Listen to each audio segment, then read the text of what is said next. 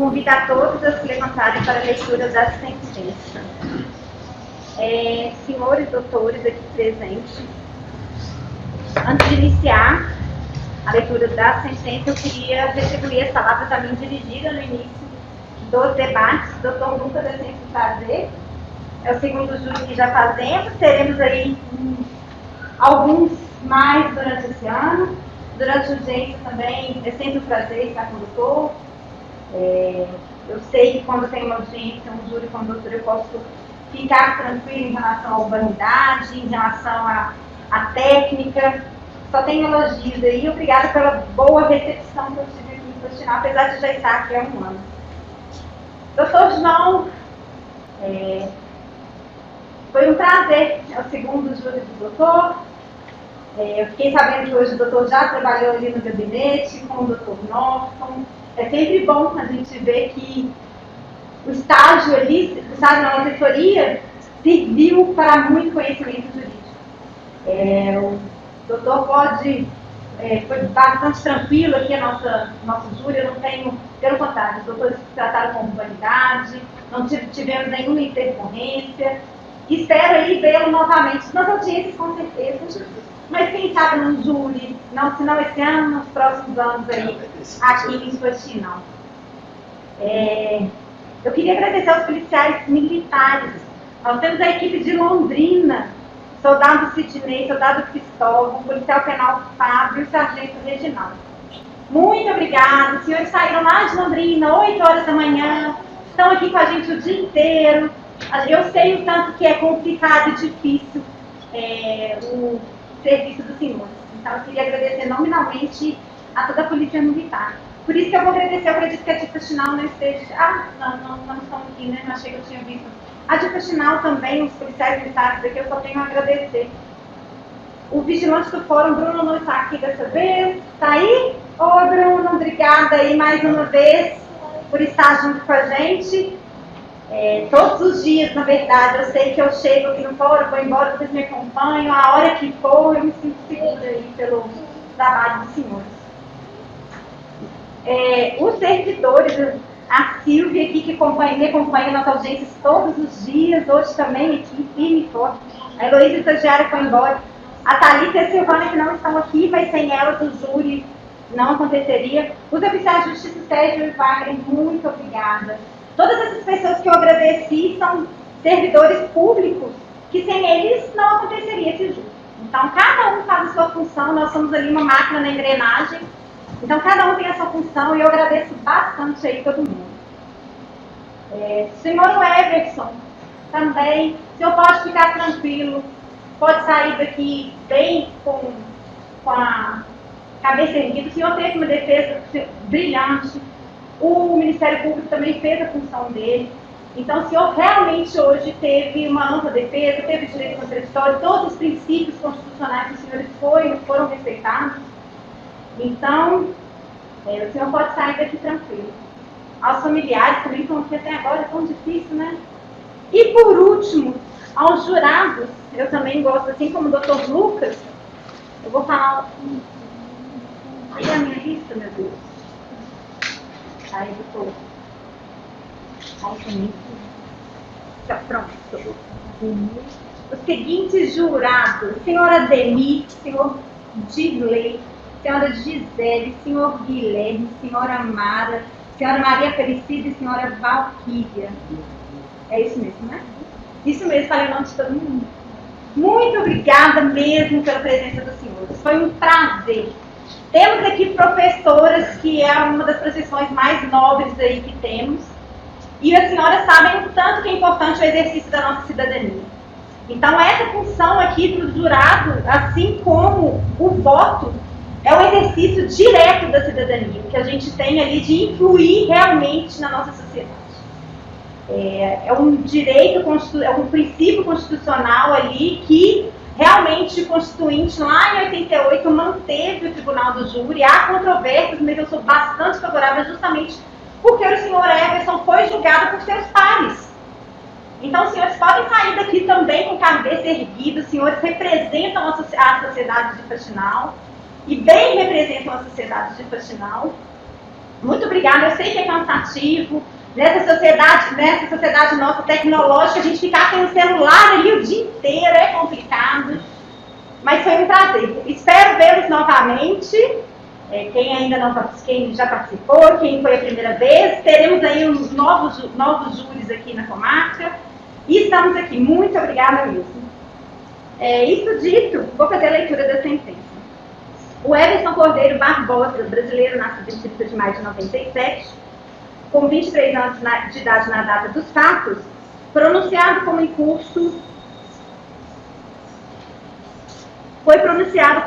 nos crimes de homicídio tentado, lesões corporais por 2 vezes e desacato.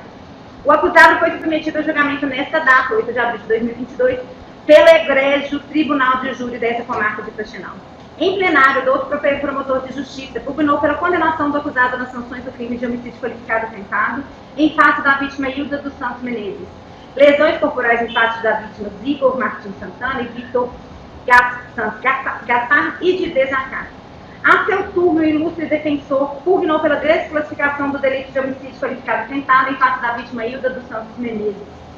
Subsidiariamente, requereu não reconhecimento da qualificadora. Requereu a absolvição quanto aos crimes de lesões corporais em face da vítima Igor e Vitor e em relação ao desacato. Como determina o artigo 5º da Constituição Federal, foi realizado o julgamento pelo egrégio Tribunal do Júri, cujos atos intercorrentes constam da respectiva ata e demais termos em separado. O 12º Conselho de Sentença assim respondeu. Quanto ao homicídio qualificado tentado por maioria de votos, respondeu positivamente aos quesitos pertinência, materialidade e autoria, negou a absolvição do acusado e a desclassificação do delito, reconhecendo a qualificadora de motivo fútil. Em relação à lesão corporal em face da vítima Vitor Santos Gaspar, por maioria de votos, respondeu positivamente aos quesitos pertinência, materialidade e autoria e negou a absolvição do acusado. Por maioria de votos em relação à lesão corporal em face da vítima Igor Martins Santos Santana, respondeu negativamente ao quesito pertinente à materialidade, restando prejudicados os demais. Por fim, quanto ao desacato, por maioria de votos, respondeu positivamente aos quesitos pertinentes à materialidade, ao exercício das funções e autoria, e negou a absolvição do acusado.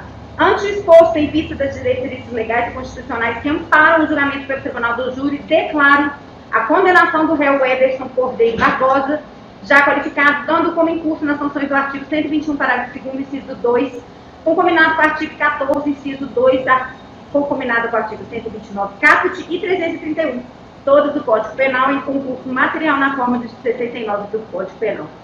Declaro também a absolvição do réu Everson Cordeiro Barbosa da imputação em relação ao delito previsto no artigo 129, caput do Código Penal, com fundamento no artigo 386, inciso 6 do Código de Processo Penal. Condena o réu ao pagamento das despesas processuais.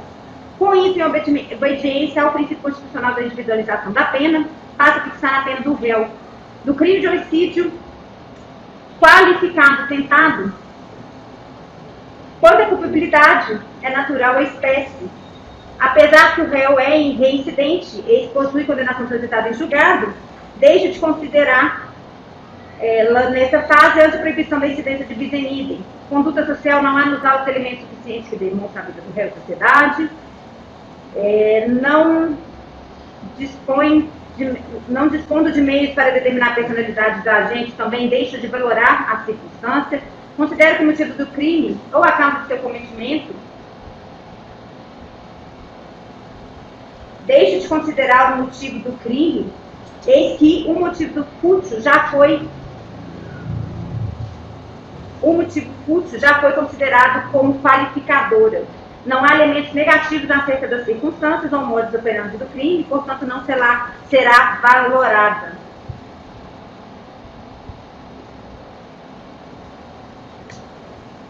Comportamento da vítima. Diante das provas produzidas, concluo que a vítima não contribuiu para a prática delitiva. Assim, fixa a pena base em 12 anos de reclusão. Presente agravante da residência e atenuante da confissão espontânea. Entretanto, mantém a pena intermediária, havendo a compensação entre elas. Por fim, na terceira fase, ausente fiscal do julgamento de pena e presente a causa de diminuição de pena da tentativa. Eu diminuo a pena na metade, ou seja, em 6 anos de reclusão, fixando a pena em 6 anos de reclusão. Aplico tal fração uma vez que foi percorrido todo o hipercrime. tendo a vítima atingida na região da cabeça, em local vital, causando-lhe ferimento forte com um curso de aproximadamente 5 centímetros. Entretanto, houve apenas um golpe, recuperando a vítima fisicamente em sua totalidade. Em relação ao crime de lesão corporal em face da vítima Vitor dos Santos, culpabilidade natural à espécie, deixa de considerar a reincidência, não há nos autos elementos suficientes em relação à conduta social e à personalidade, motivos do crime inerente à espécie, circunstância, não há elementos negativos, não há consequências gravosas e a vítima não contribuiu para a prática do delito. Fixa a pena base em 3 meses de detenção. Presente a reincidência atenuante, havendo compensação, mantém a pena em 3 meses de detenção. Por fim, ausente causa de aumento ou diminuição, 3 meses de detenção. Do crime de desacato, culpabilidade é natural à espécie, deixa de considerar a reincidência, não há elementos da conduta social e personalidade, motivo é inerente à espécie, circunstâncias normais também, não há consequências gravosas e a vítima não contribuiu. Assim, fixa a pena no mínimo legal em 6 meses de detenção. Ausentes, atenuantes e presente a reincidência, agrava a pena em 1 mês e fixa a intermediária em 7 meses de detenção. Não incide qualquer caso de aumento ou diminuição de pena, pena definitiva em 7 meses de detenção. Nos termos do artigo 69 do Código Penal, as penas dos delitos devem ser aplicadas cumulativamente. Assim, promove a acumulação das penas com relação aos fatos mencionados acima e fixa a pena definitiva em 6 anos de reclusão e 10 meses de detenção. Detração penal, o réu, analisando o sistema pró-júdice, ficou preso por um período de 1 ano, 6 meses e 14 dias, razão pela qual promove a detração, restando ao condenado cumprir 4 anos, 5 meses, 16 dias e 10 meses de detenção. Regime inicial fechado, tendo em vista a reincidência, o quanto da pena e as circunstâncias judiciais. Deixa de realizar a substituição da pena privativa de liberdade pelo CIS em razão da violência pessoal e da reincidência. Toda medida cautelar, sobretudo a prisão preventiva, é amparada pelo princípio da proporcionalidade, pois os elementos estão expressamente previstos no artigo 282 do Código de Processo Penal. Não obstante, para a decretação da prisão preventiva, dada sua natureza, é exigida a presença dos pressupostos e fundamentos legais.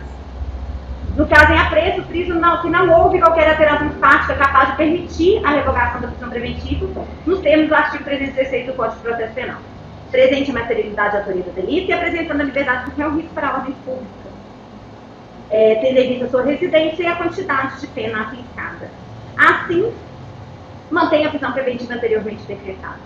Deixe de fixar valor mínimo para a reparação dos danos, tendo em vista que não constam dos autos elementos suficientes para averiguar o valor dos prejuízos materiais e morais sofridos, determina a destruição dos bens apreendidos. Após o trânsito do julgado, espécies cartas de recolhimento, ofício às varas de execuções penais, institutos de identificação, cartório distribuidor, TRE do Paraná, remessa dos autos ao Contralor Judicial, cumpra-se as demais diligências necessárias, observando-se o código de normas da Corregedoria. Por fim, dou a presente sentença por publicada, ficando as partes desde já intimadas. Registre-se. Certinho, senhores. Boa noite, um bom final de semana e até a próxima.